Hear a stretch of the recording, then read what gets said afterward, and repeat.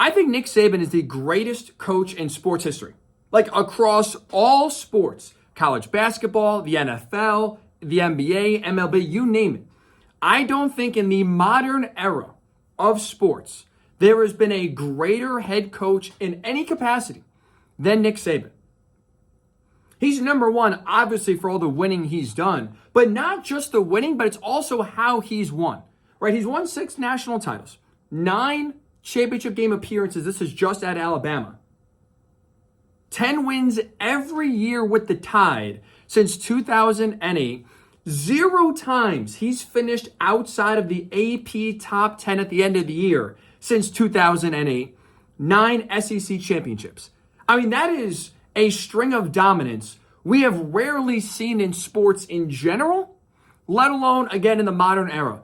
But with that said, too, not only is the winning insanely impressive and a reason why I would call Saban the greatest coach in sports history, period, but it's also how he's won. The obstacles he's had to overcome, the adjustments he's had to make in order to allow the winning to continue.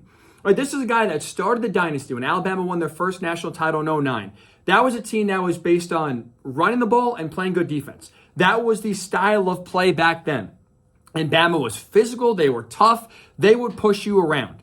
But then as we got later on into the mid-2010s, what happened? We saw a shift in college football where now the spread offense and the mobile quarterback was how teams are winning. And Saban was losing a game or two because his defense that was built to stop the run and just bully offenses could not now slow down the speed and the aerial attack that teams are throwing his way. So what did he do? Adjust. He changed now how he recruited.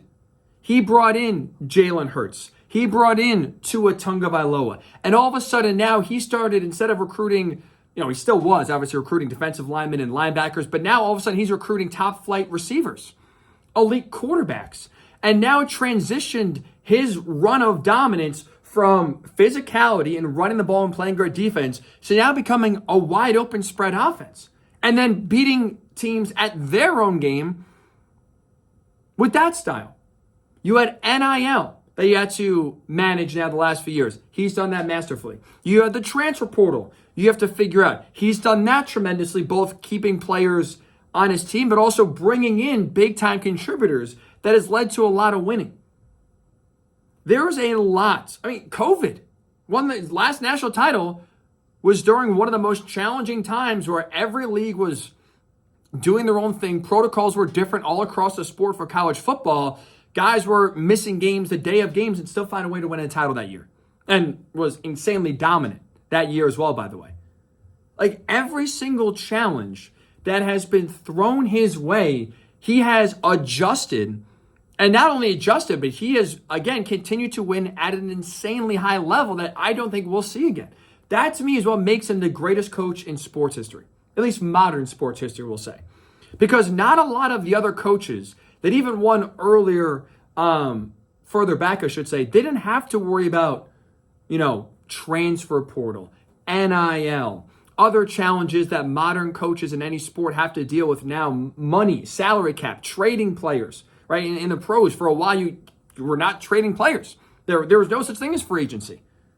So there's a lot of curveballs being thrown coaches' way now, all throughout different sports in different ways. And I don't think anyone has continued to masterfully move through them and continue to win at an elite level better than what Saban has done.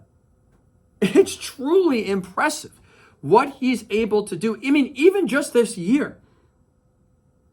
This is, for Alabama standards, one of the least talented and least proven teams Saban has ever had. Early on, they were vulnerable, losing to Texas at home, which is something they never do. Yet all of a sudden, after that game, and it looked like troubling times were ahead for Alabama, what happened?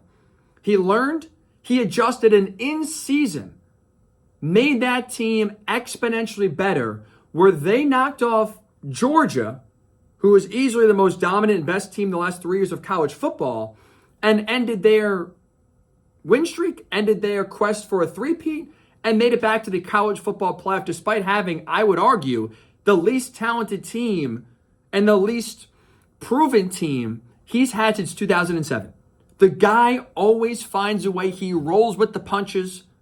We've seen other coaches like Coach K, Roy Williams have a lot of success at their respective schools, but even, I don't want to say get forced out, but hang it up because of the changing landscape and now NIL transfer portal, how that's impacted college sports. They've said, you know what, I'm done with it. And Saban has at least stuck it out a few years longer and has continued to win at a high level. Something we'll never, I think, see again. So for me, first takeaway from Saban retiring, he is the greatest coach in sports history. Now, because of that, and now because he's retiring, we could also now go to conclusion number 2, which is now finally official. The Alabama dynasty is dead. It's over. I have been someone that has never uttered those words. I have always tipped my cap and believed in Saban, even in, we'll say, quote-unquote, down years when they go 10-2 and miss the playoff. I never thought that Bama was truly dead and gone until today came. Until Nick Saban retired and walked away. He was the dynasty at Alabama. And unless he was there, or I should say until he was there, until he left, I never doubted Alabama's ability to get back off the carpet and still be a national title contender and win a championship. But now that he is gone, now that there's no coming back, if you will, and he is riding off into the sunset, the Bama dynasty is over. I mean, what coach are you hiring right now in college football that is going to come in and continue the sustained dominance that Saban has built since 2008? The answer is there's no coach. There's no coach you can bring in right now that you can expect to pick up where Saban left off. And that's why we can officially say the dynasty is over. The Alabama dynasty is over. But it's not just the Alabama dynasty that now is officially dead. Ding dong, the witch is dead. I think what we just saw was the end of the last dynasty in college football moving forward. We will not see another dynasty in college football. The rules now are geared to prevent what we saw from Nick Saban in Alabama the last 15 years. The rules are geared to preventing that from ever happening again. Again, NIL. Now all of a sudden the talent is spreading out more than it ever has before. Transfer portal. I mean, right now there's a rule where there's no limit on how many times you can transfer. It's not a one-time free transfer. You can go to a school, not play, go to another school and play right away. The rules right now are geared towards parity. I, for one, am someone who appreciates that and likes that and think that's especially what college football needed. But all of these rules implemented, transfer portal, NIL, it was all geared towards knocking down the Alabama dynasty, from preventing what we saw in Tuscaloosa from happening again in Athens or Columbus or you name it, Ann Arbor.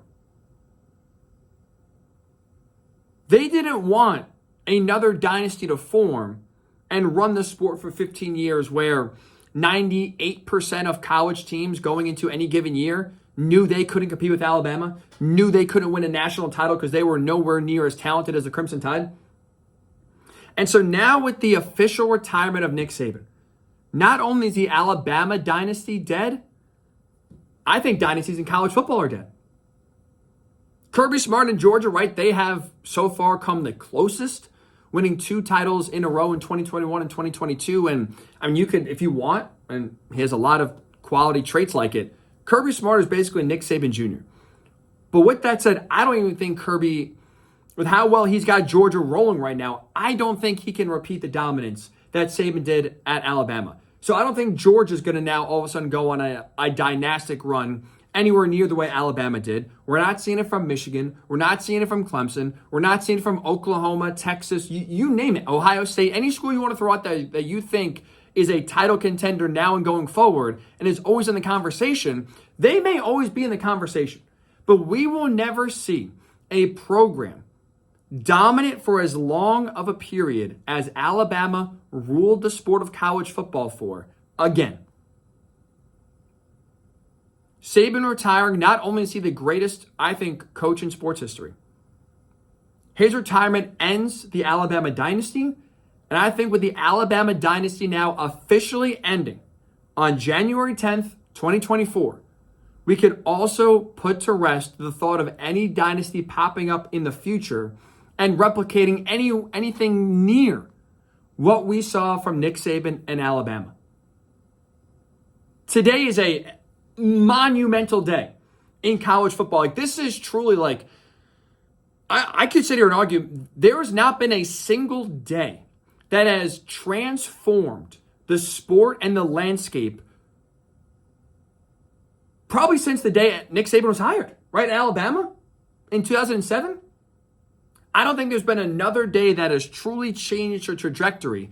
If Jim Harbaugh stays or goes, with Urban Meyer, leaving Florida, then retiring from Ohio State. Like, we've seen some big time coaches in the sport come and go. None bigger than Saban, and none, whether it's their entry or exit, I think having as massive of an impact on the sport now going forward as the news we got today of Nick Saban retiring.